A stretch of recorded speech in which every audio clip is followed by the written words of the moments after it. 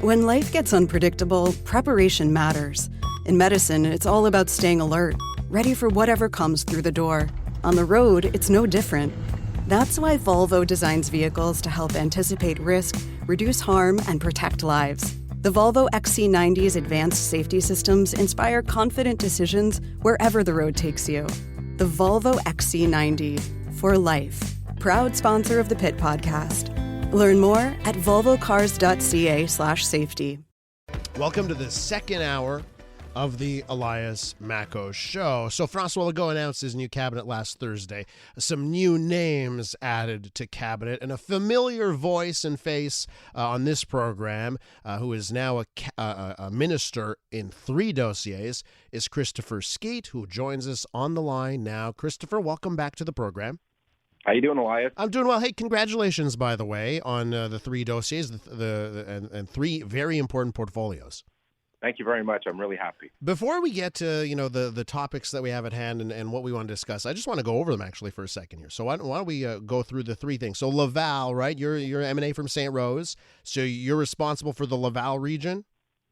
That's right, and that for me is a big one because I'm a proud Laval citizen, and oftentimes Laval sort of gets mixed in with Montreal files, so to be able to speak for Laval is going to be a lot of fun for me. What's the role on the economy? Minister for the Economy here. I'm on the National Assembly website here. Tell me about what your dossier is going to be on that front. Yeah, so I'm the junior minister for the economy. What that means concretely is I'm going to be helping the minister deliver on one of the big files is going to be reducing the paper burden for businesses, making sure that it's easier to do business in Quebec. That's going to be the big file. I might also have a role to play in helping him on the legislative side to pass different laws that we want to do with what we're trying to do with Hydro-Quebec and whatnot. I'm also responsible for the Buy Local initiative, l'achat local. The new branding of the Made in Quebec logos and things like that. And I'm also going to be helping with the local, everybody knows Investissement Québec gives money and loans money to businesses that are a certain size. We have a smaller version of that called the Accès Québec, and that one is run by the municipalities. I'm going to be responsible for that one. And Chris, last but not least here, and I think we're going to start off on topics related to this. You're the new minister responsible for the fight against racism. Of all of the tasks that you've been given and the dossiers you've been handed, I know a lot of people are focused on this at this particular moment in Quebec. What are your goals as the minister here for the fight against racism in Quebec? Well, we're basically in continuity. People forget, but a couple of years ago, the Premier created an action group. And in that action group, I was a member. We were 7 people in that committee. And we came up with 25 recommendations to move the needle on issues that were irritants for different racialized populations of Quebec.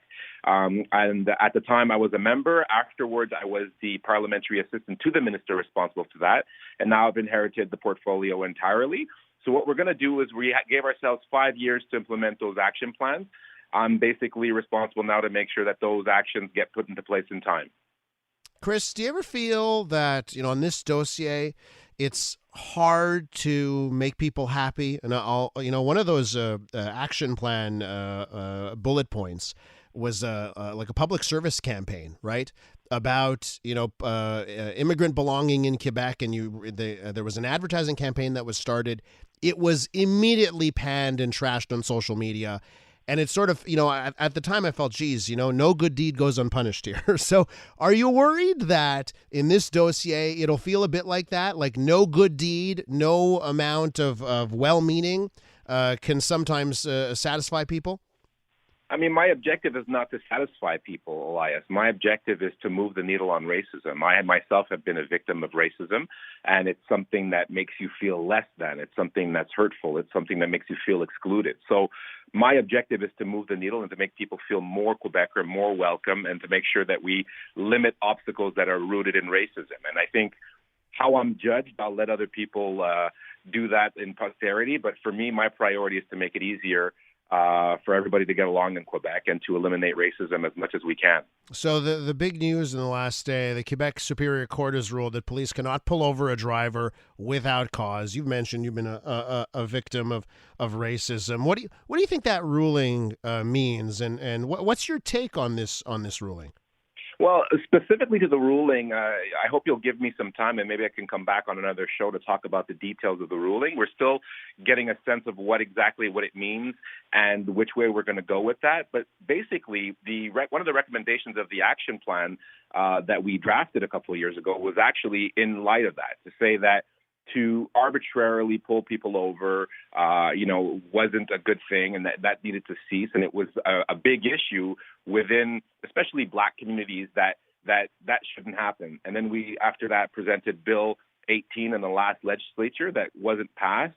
We're looking to see what we can do this time to bring that back and maybe bonify it. So it's a problem. It's something that we know is a problem, and it's something that we're looking to fix. Let me take some time to look at the exact details of the ruling, and I'll get back to you, Elias. All right. So, Christopher, now that you're minister, maybe I have to call you Mr. Skeete, even though we went to Dawson together. Christopher, when we talk about racism in this province, it seems the first thing that comes up, from our listeners is that word systemic, right? And there's a debate over that term and how the Quebec government and the premier have said we're not using that term, right? We're not going to go with the term systemic racism. Now, I've heard you talk about it in the past here. What's your take on that debate? And should you and other people in the government be a little bit more forceful in defending why you won't go with that term? I don't think we should be more forceful about whether or not we should be using the term. I think what we need to remind people is that 99% of Quebecers want to fight racism. They want to be helpful in the fight against discrimination. And unfortunately, the term systemic racism, well, that's not the same thing. People are divided on what that means. They're divided on what that entails. Academics say one thing, other people will say something else, and there's really no consensus there. However, there is consensus on fighting racism. So I think the sage thing to do in that file is to actually focus on what we agree on. We all agree that being discriminated against based on color shouldn't exist. We all agree that being denied an apartment based on race shouldn't exist. Let's focus on things that we agree on, and that's what we're focused on. So, there are some people that would say, well, if you refuse to acknowledge it, then we cannot move forward, right?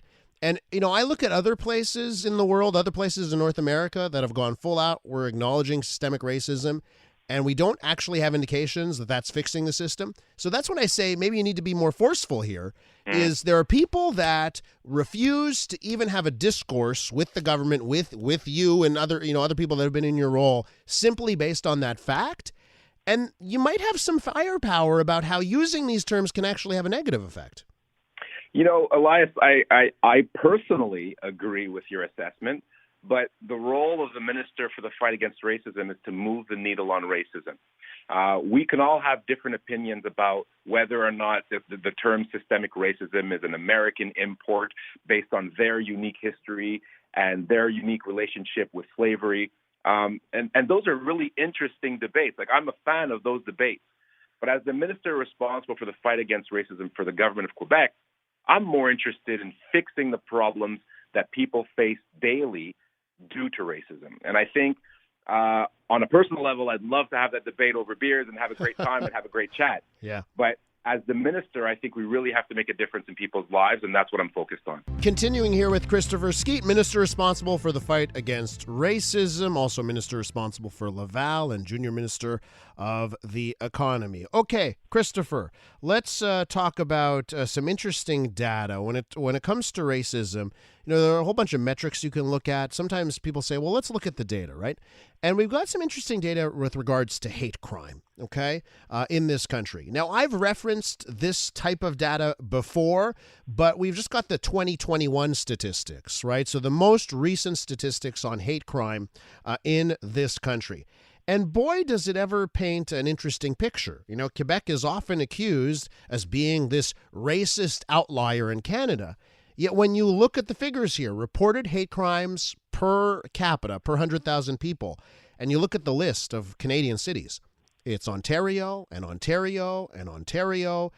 8 of the 10 cities with the most incidents of hate crime per capita are in Ontario. 1 is in BC. 1 is in Quebec. That's Trois-Rivières in 9th place. Ottawa, 4 times the rate of Montreal. So, Christopher, when you see these numbers here on hate crime data, and you note maybe like I did yesterday on this program that it's always Ontario, people from Ontario calling Quebec racist, and it seems to me they might have a bigger problem. What's your take? Yeah, I think I look at it and I say we have a very high bar in Quebec, and we rightfully judge ourselves very severely with the way that we treat people who are different. And it's comforting to see that data, because it reminds us that when all is said and done, Quebecers are the welcoming, warm people that we know them to be. Obviously, every jurisdiction, every place in the world has to deal with its bigots, but it's comforting to know that, to be reminded, in fact, that we are who we think we are. And of course, it does show that Quebec is tracking better. Our model for integration, our model of welcoming the people who are different is a good one, and I think we have to keep going the way that we're going. And obviously, we should also take with a grain of salt the attacks that come from others who probably don't know us as well as they think they do. Okay, so let's talk about those models, right? Model of integration, intraculturalism, not multiculturalism. I hear people rail against that all the time. I don't think they even understand what the words mean, but they just know that multiculturalism sounds great, so we should be in favor of that and against the Quebec model that we've had for 50 years in this province. And then on secularism, very different model in Quebec from the rest of Canada, where we see creeping signs of more and more religion in the public sphere. Not the case in Quebec, as the government has gone full on with laïcité and Bill 21. So why don't we talk more about these models? If you feel our models work so well, should we crow about it a little bit more? Well, we do. I come on your show all the time and try to explain that difference. It's a tough sell, Elias. We have this omnipresent, especially in the English community, we have this omnipresent narrative that comes to us from the U.S. We have an omnipresent narrative that feeds us from Canada. And, Quebec, with our 8 million people in the territory of 350 million English speakers, it's very hard to show the differences in our civil code and our history and the way that we've always been. It's a complicated issue. It's hard to make it come out in an interview. Which is why I never refuse an interview with you, Elias. I think it's important to explain those things piece by piece and offer that counter narrative that people often assign to Quebec in a false way, that difference is less tolerant. We're actually more tolerant in our vision because we recognize the difference and want to welcome it. Christopher, when I talked about this hate crime data on my program yesterday, got bombarded for messages on both sides of this, right? I got notes from listeners saying, Elias, thank you so much.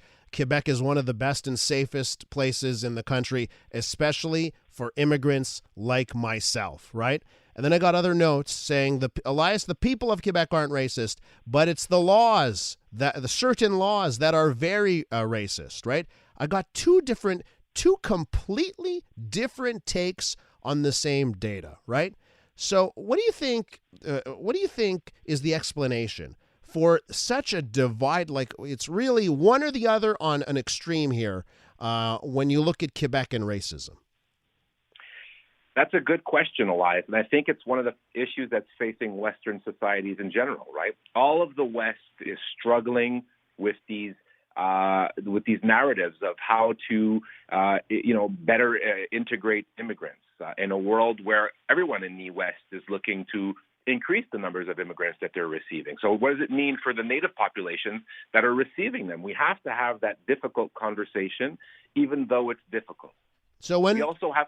Yeah. Go ahead. No, just on that, having difficult conversations. Do you feel on the campaign trail, some of the comments from the premier that got interpreted, when he mentioned violence and extremism, when he talked about language and the future of the French language, and he used, it could be a little bit suicidal, right, to increase the number of immigrants. Do you feel that it was an unfair how those comments were perceived? If we have to have this discussion open, like you just said, in Western societies, we should need to talk about this.